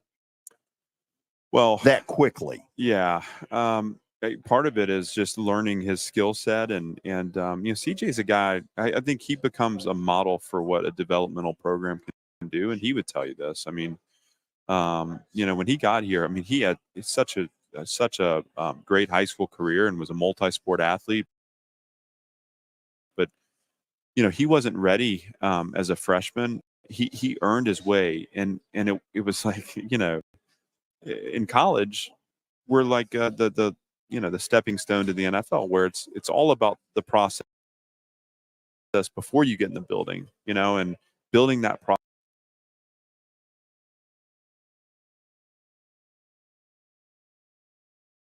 and understanding the importance of training and building out your physical skills so that when the ball's put down, you're capable of making the play.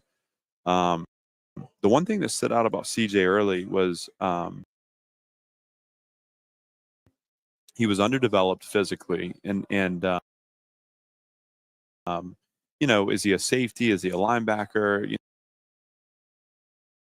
We have a position that fits his skill set. I think early on in the season, we were looking at him back and playing him more at safety, and I didn't see him getting comfortable there. And so the point at which we just committed to playing a field overhang, which is where he flourished, that's when you saw his ascension. But I also think for CJ too, it was about he was prepared because his level of investment in all the areas beyond just the playing of the game. I was blown away our first practice with him. He had been maybe a little less interested in the summer training program. This is the first year. But yet when you put the ball down with that guy, I mean, he loves to play football, and he made a difference in our program in that year one on scout team. The way he brought it day in, day out. So again, finding him the right position home, putting him in position to be successful, getting him on the field and having him play meaningful snaps. And then he made the most of it. And I can't wait to watch him build on that this season. Is playing Hawaii August 26th I guess on the high school level, they call it week 0. And I guess now in college, you've got a few doing that as well. Is that an advantage in that you get a second open date somewhere, or is it really much ado about nothing? I think it's a bit of a wash. I thought, our open dates come a little later this season. Last year we had a nice rhythm to the schedule that I liked because we had a break early and a break later. It's a wash just because you lose that time now. So we'll lose a week of training in a little bit of time, a little bit of buffer of time before camp for our players. But we're all excited to get into it. So, what I have to do is, as we go, is make sure that we start practice next Wednesday, and I've got to make sure that I'm buffering our work with enough time to recover, that we dive in, but we don't, overdo it here early so that we end up with a bunch of soft tissue issues. And then, because our breaks are a little bit later this year, just to manage that over the course of the season will be important. But, George, I think much ado about nothing. I think we the schedule's set and we play the schedule. If they want us to play, week 1, week 0, just put the ball down. If they want us to do it in the parking lot, we'll show up and play in the parking lot. The parking lot. I like that. Yeah. By the way, you can't see this unless Billy shifts the camera. And Billy, that might be a good thing because it'll get me out of the picture. Show people what it looks like outside from here, because it looks like it's about to pour. That is sort of our view with all the cranes behind us here at the Grand Hyatt downtown. We'll go to the break. Kelly and I will talk a little bit about some of these head coaches giving up the offensive coordinating play calling, which I suspect is the right move. And then we'll be joined by Palmer Thombs, who covers the University of Georgia. He is going to join us here on site, and we'll talk about three-peat and how many of their players need to be in the Music City Grand Prix. That's a joke, but there's a lot of pressure around that team as they try to three-peat. We'll take a break, and we'll be back. Welcome to John English Antique Sports and Cards, located at 204 East Depot Street in beautiful downtown Shelbyville, Tennessee. Their phone number is area code 931-492-4304. John, obviously, I've been blown away by what I've seen at your place. I've now been there 3 times. But for the person who's never been, what should they expect? Well, we have a 3,000 square foot store, George. Half of it is vintage cards in all sports. And then half of the store is, a lot of people call it the museum, where there's a lot of early equipment and just the history of sports in general: baseball, football, basketball, golf, tennis, and other items. When somebody comes in there that you know is a big sports fan, what is their normal reaction? Well, I think that they're pleasantly surprised. And, of course, being in Shelbyville, Tennessee, which is a small town that you would never expect a shop like we have to be in. So they're kind of, I don't want to say blown away, but as I said, pleasantly surprised. How am I going to get to work? My car's totaled. Skylar, our team is making a call right now. We'll get you a rental car. Don't worry. That's a relief. Call us 24/7. We're here. We're going to help.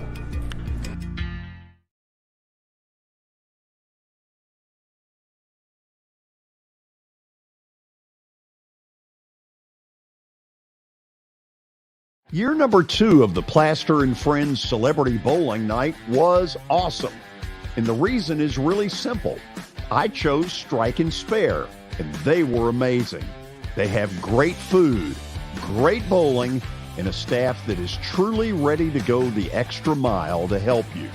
They have 5 family fun centers in the area to choose from, and for more info, go to strikeandspare.com or call them at 615-824-5685.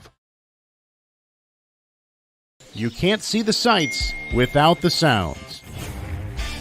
From the crack of the bat to the roar of the crowd and everything in between, discover what Hit City has to offer. Spend your nights cheering on the Nashville Sounds at First Horizon Park with giveaways, fireworks shows, theme weekends, and more. Single game tickets are on sale now. Visit NashvilleSounds.com to claim your seat today.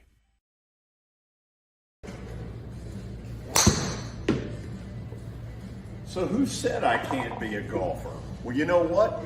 This is X Golf, located just down the road from the Fordyce Center in Bellevue. This is fun. It'll improve your golf game, and you need to stop in and check it out. 8138 Sawyer Brown Road, and who knows, I may get to 200 before it's all over.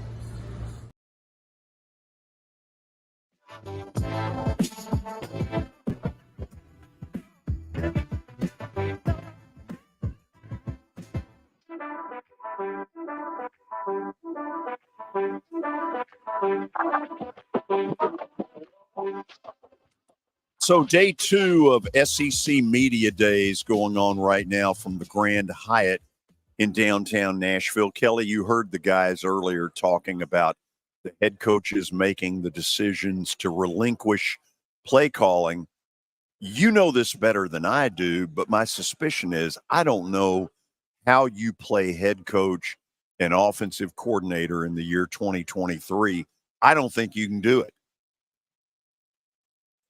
Well, I've said that, and I've expressed that on the show many times that I don't think even at a big time high school in the state of Tennessee or the state of Georgia or Alabama, I just you've got so many other issues that you have to deal with off the field, and then you get the on the field issues. And I think when you're calling plays on the defensive side of the ball or the offensive side of the ball, I think you lose the details of the game. You have to have somebody that you trust if you're going to do that up in the press box telling you about situational football, because you can lose track of time. You can lose track of calling timeouts.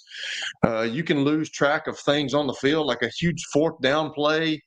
I just think that in today's football, and especially big-time Power 5 football, that you have to have somebody calling your plays for you, because you have to manage the game.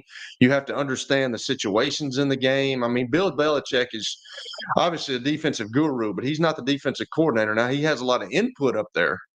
But I just think it's just too hard in today's football, George, to do that.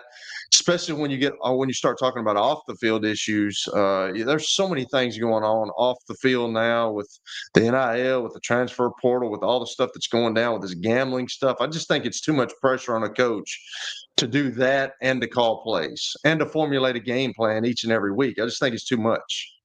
I sat in on Hugh Freeze's press conference, and one of the things he said, I do agree with this, and I think all of the head coaches who relinquish end up telling the offensive coordinator, yeah, you're going to be in charge of calling plays, but if I decide that I see something that I want to do, too bad.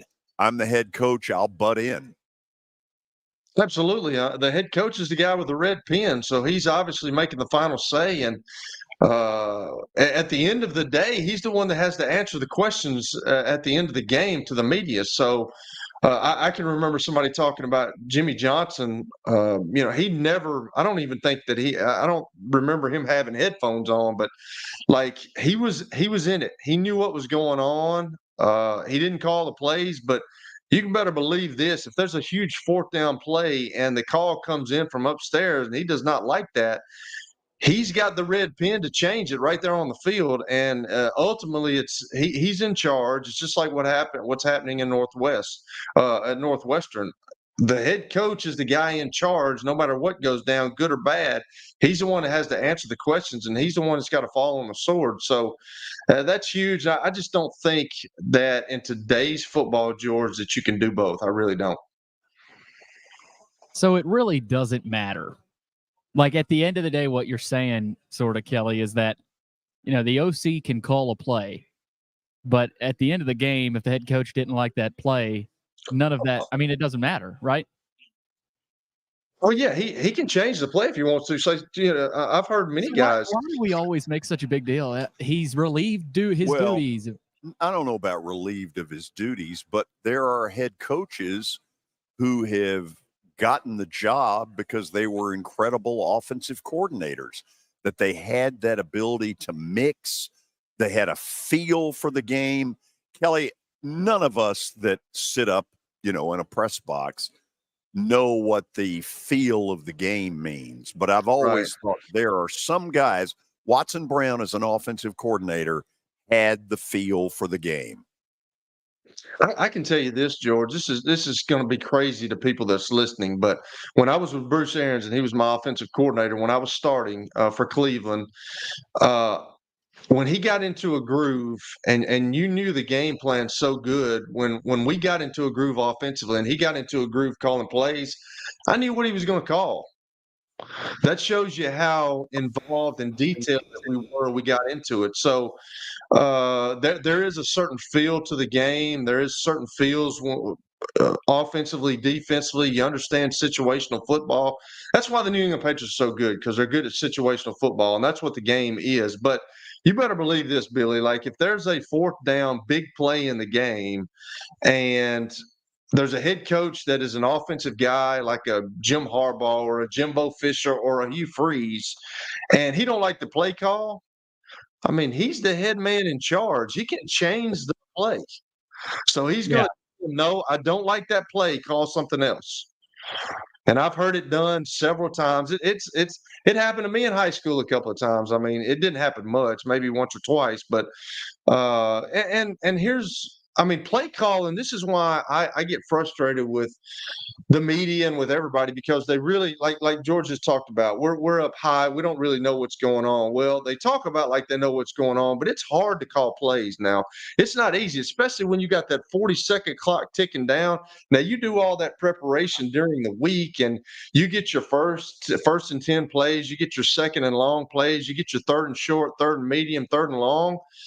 But it's not easy calling plays, guys. It's really not. And if you allow it as a coordinator, which I liked all my guys, the running back coach, the receiver coach, the tight end coach, sometimes you can get all of them buzzing in your ear, and you'd be like, guys, shut up, I can't think. But there's situations in games where you want opinions. Like I always told those guys when I went in, I was fortunate enough to play a long time in the NFL, but I'm not a guru. I don't know everything, and I need help. So that's kind of how it goes. So, Billy, are we going to the break first?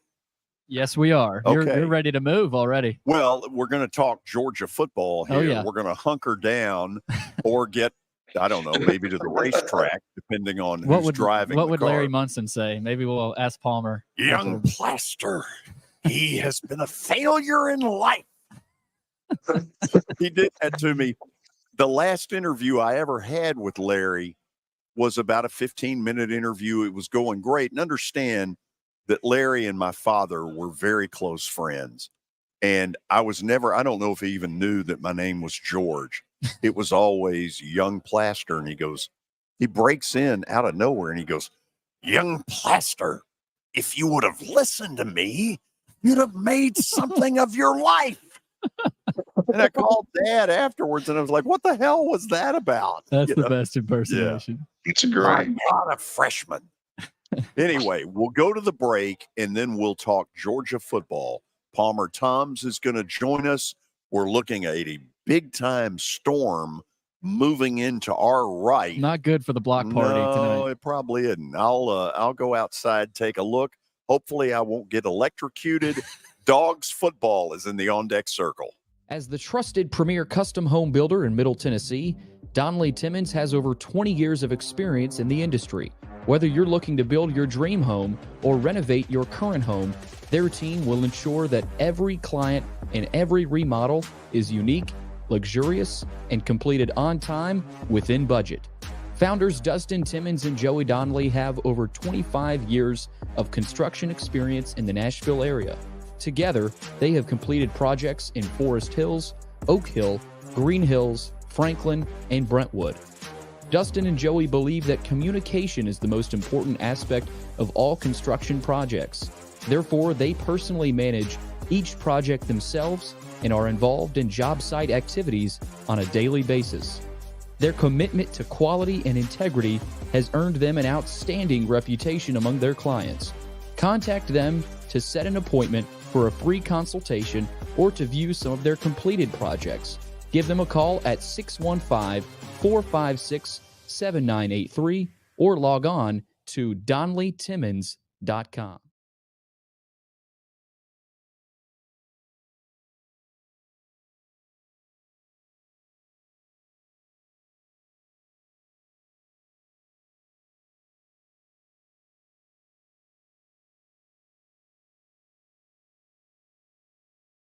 For over 35 years, Wilson Bank and Trust has been committed to providing customized banking solutions to help individuals, families, and businesses in Tennessee achieve their goals. As your full-service community bank, we are proud to offer loans with competitive rates, local decision-making, and fast, friendly service from our experienced lenders. No matter where you are on your financial journey, Wilson Bank and Trust is ready to help you take the next step.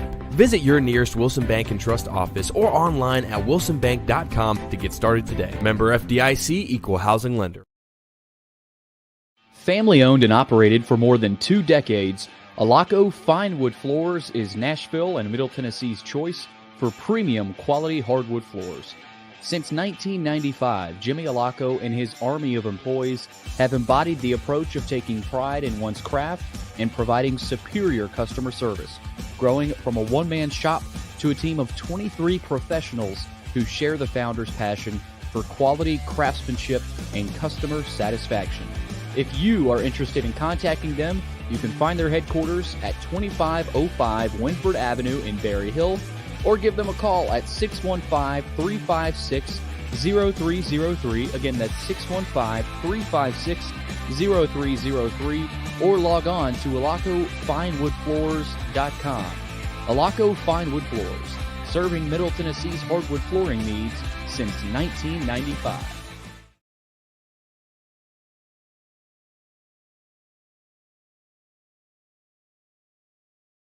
At Baird, we have a different slant on global financial advice. That global capabilities mean nothing without personal attention. We have investor relationships in 35 countries and market expertise in over 40 industry verticals, all to help make the most important investment connections of all, yours. Global financial advice with a client-first approach. It's the shape of things to come. Discover the Baird difference at BairdDifference.com.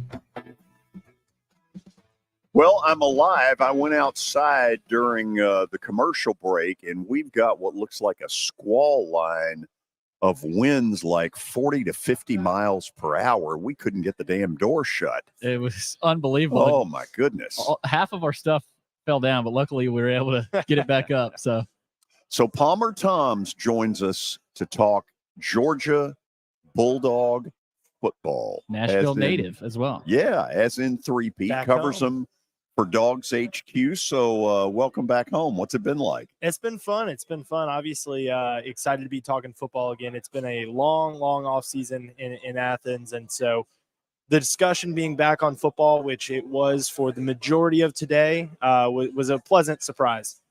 So you know what the narrative is of a three-peat, that there are all these different things that go on, pressures that you wouldn't experience if you'd been 7-5 a year ago. Now you're living through it. What are those pressures? The pressure is on the performance of the players. I mean, you've got to meet expectations, and the expectation is to be, I mean, with Georgia's schedule, the expectation is 12-0. The expectation is to be in that SEC championship and be in the college football playoff conversation. And so if you're not in that, it's going to be a disappointment. It's going to be a failure of a season. Maybe not a failure, but definitely disappointing. And so I think that when you've got as much change and turnover as what Georgia has, especially at that quarterback position, it's hard to accomplish the success that they are aiming it for. So I think that the pressure is certainly on them. The pressure's on Kirby Smart and his staff to make the right decision with that quarterback spot. And the pressure is to meet excellence and perfection that they had last year. How upset is he that of all the issues he's having to deal with, this, fast driving, reckless driving, whatever you want to call it, that this keeps happening to him? It's disappointing, obviously, because they have taken action within the program. They've taken measures to make sure that it's not happening, and it continues to happen. And so I think there's obviously a disappointment. Like he said at the podium today, though, we're talking about 18 to 22-year-old boys. And there's a reason that is the most expensive age group to insure. And so it's not okay. That doesn't make it okay, but it's a problem that I would imagine more programs are having than just Georgia. But because of the expectations and the excellence that they've had, they are in such a limelight that it is so public. So, today, obviously, that was not what he came here wanting to talk about. And surprisingly, he didn't have to talk about it a ton. But is he bothered that, I don't know, senior leadership isn't able to police this and get it under control without him having to be the heavy?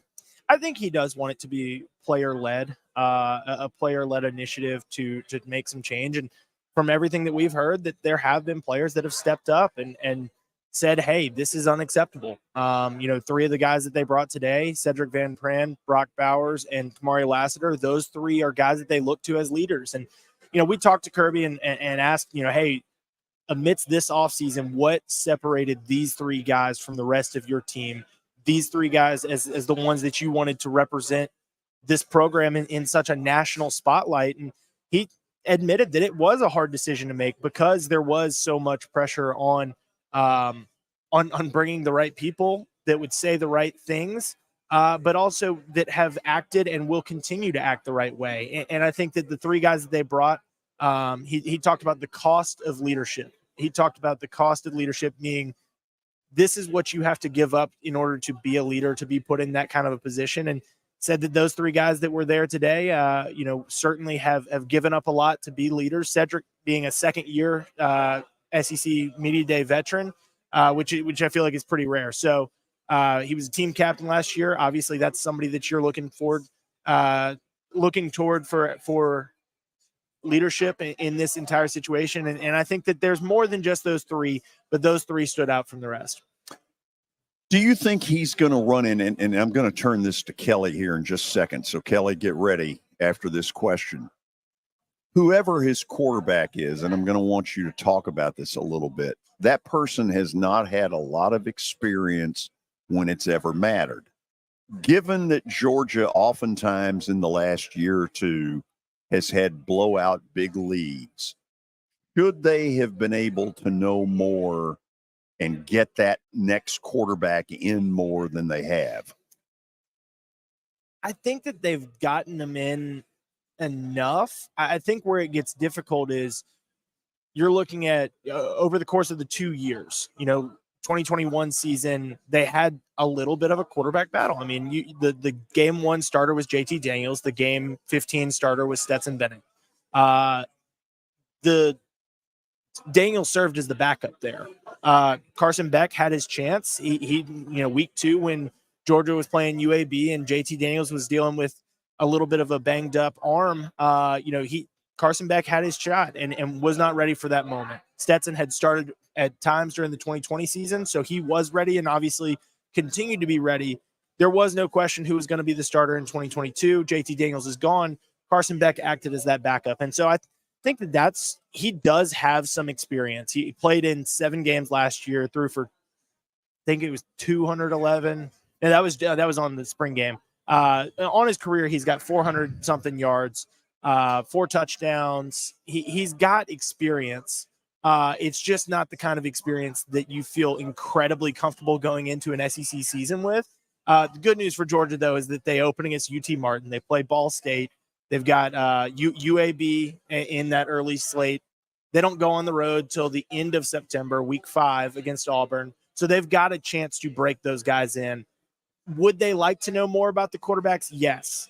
Kirby said today that game reps are the ultimate deciding factor, the ultimate judgment that they can make. They don't have those game reps. And the only way to get those game reps is to play those guys. That's why I think that the quarterback, quote unquote, competition, I think it's Carson Beck's job to lose, but both those guys will get a shot, Carson Beck and Brock Vandagriff, early in the season. Kelly, it's pouring in downtown Nashville. Say hello to Palmer Thombs. Palmer, what's up, man? It's about to pour in downtown Murfreesboro as well, so it's coming. Palmer, I've got a question. Let's expand on that. We had Tony Barnhart the other night talking about it, and we talked a little bit about it today. But now in the SEC, you got to have it can't just have a good quarterback. You got to have a great quarterback. But with this Georgia lineup and this Georgia roster being as stacked as it is, do you think you can get, because everybody's wanting to talk about the three-peat. We all know that. So can you get good quarterback play with a dominant team and win the thing for the third time in a row?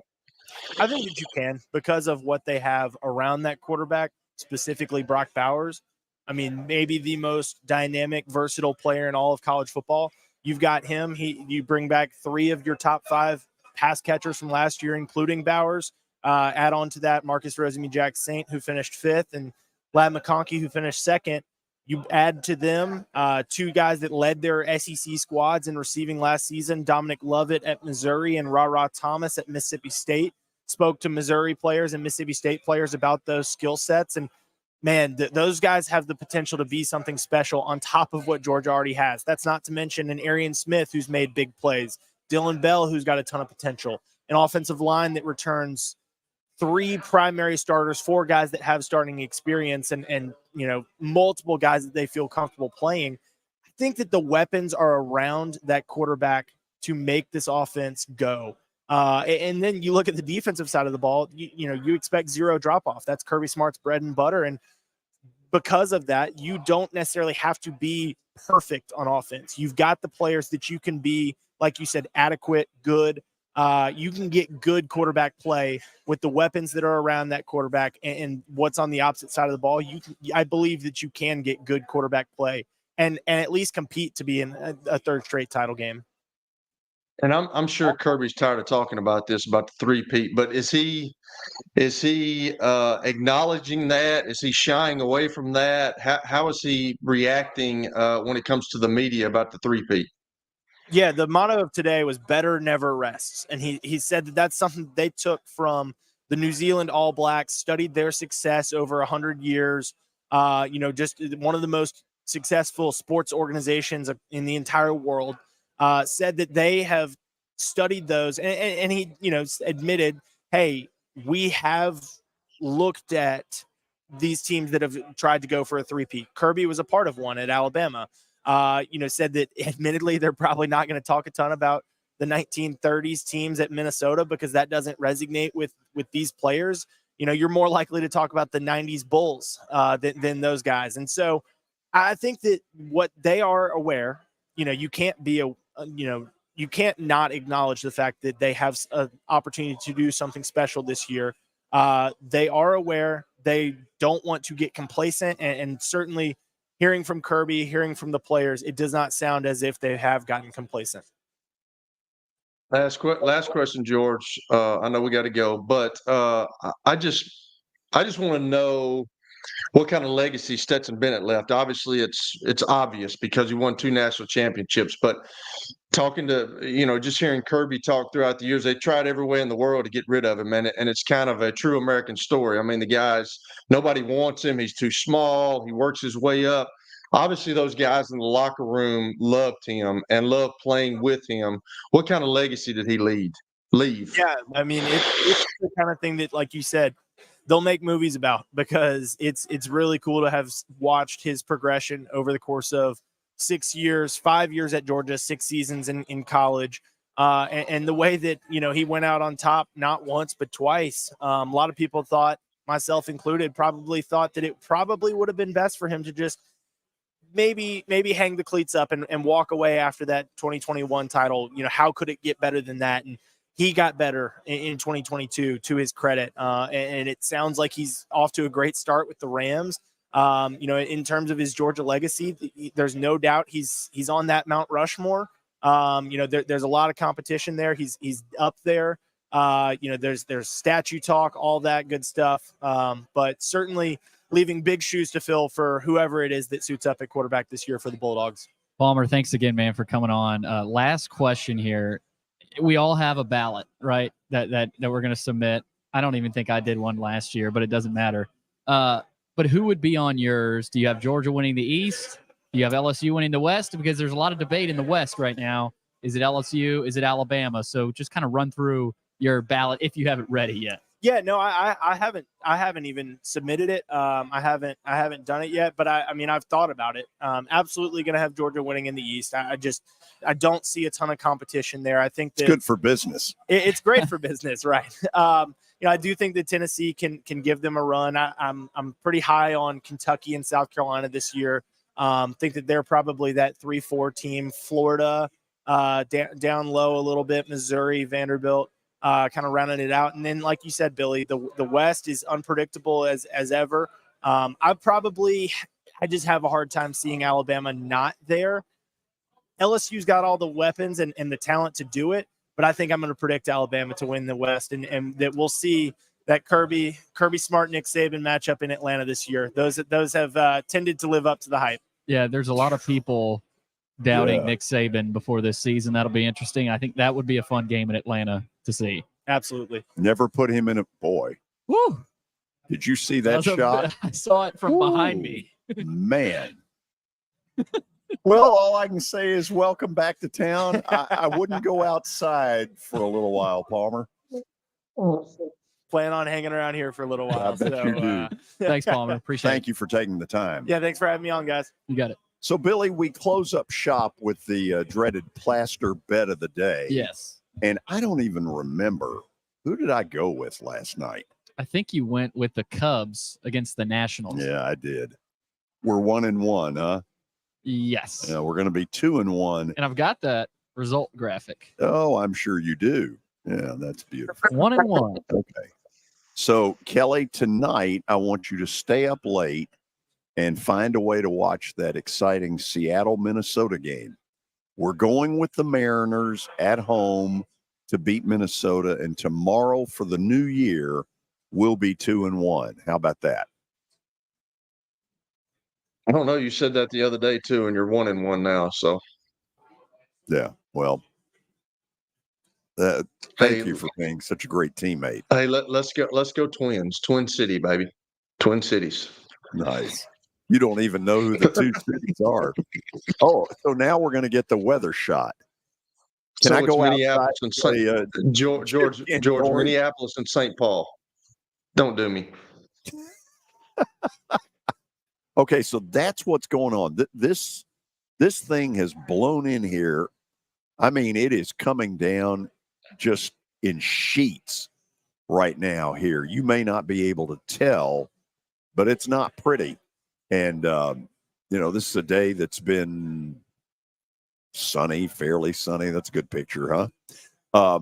So anyway, tomorrow, Nick Saban at 9 a.m., and we'll obviously have somebody on from the Alabama camp during the show.